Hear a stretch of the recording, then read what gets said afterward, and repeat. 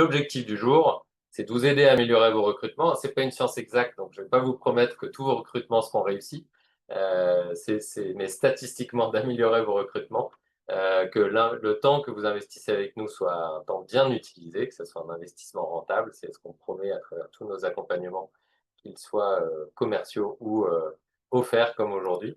Et puis également, bah voilà, l'objectif, c'est aussi de bénéficier de vos expériences parce que le recrutement, c'est pas une science exacte et donc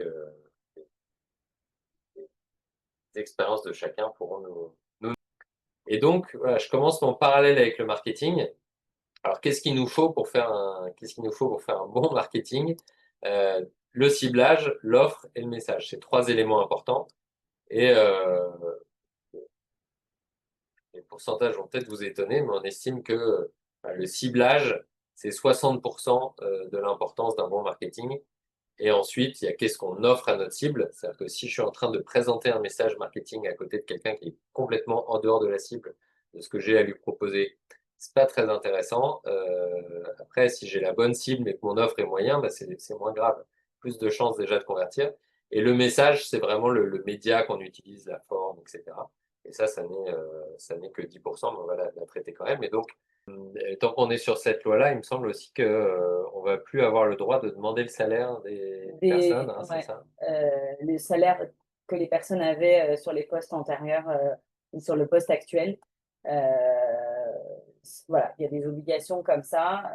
Après, ça permet, alors c'est une ouverture, en tout cas c'est comme ça que c'est vendu, c'est une ouverture pour que on puisse valoriser à la personne avec ce que nous on estime qu'elle peut apporter et valoir. Donc ça peut être un levier, ça peut être intéressant. Ouais, donc, il faut regarder le budget par rapport à ce que nous, Ouais. on considère que le poste va apporter. Et, voilà, ok. Et donc, bah, et en préparation, également, revoir peut-être votre site web, votre page Google My Business, etc. La Parce que marque les employeur. candidats, voilà, la marque employeur, hein, on parlait de marketing, les candidats, dès qu'ils vont aller traîner sur les profils LinkedIn, ils vont aller sur tout ça. Voilà. Oui, puis maintenant, ils font même mieux que ça. Ils font des contrôles de référence auprès des salariés ou anciens salariés des sociétés. Donc, vraiment, l'image qu'on laisse, c'est vraiment comme pour les clients.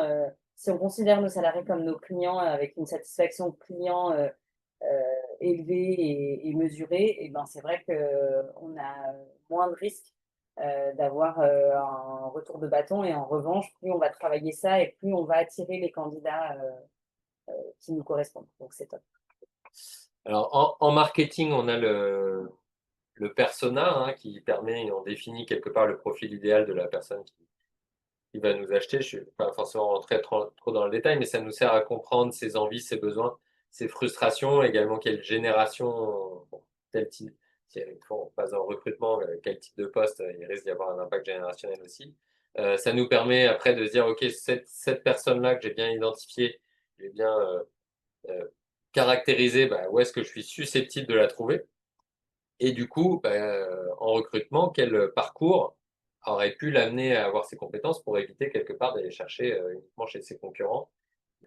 Ça ne fonctionnera pas en effet sur tous les postes, mais de toute façon, les compétences transverses sont essentielles. Nous, quand on est dans des agences de recrutement, on utilise au quotidien les compétences transverses. On ne se base jamais uniquement sur ce qui est écrit sur le CV, mais on va les creuser et on va en déduire et on va pouvoir creuser avec les personnes en entretien. Mais en effet, c'est essentiel d'aller chercher ailleurs.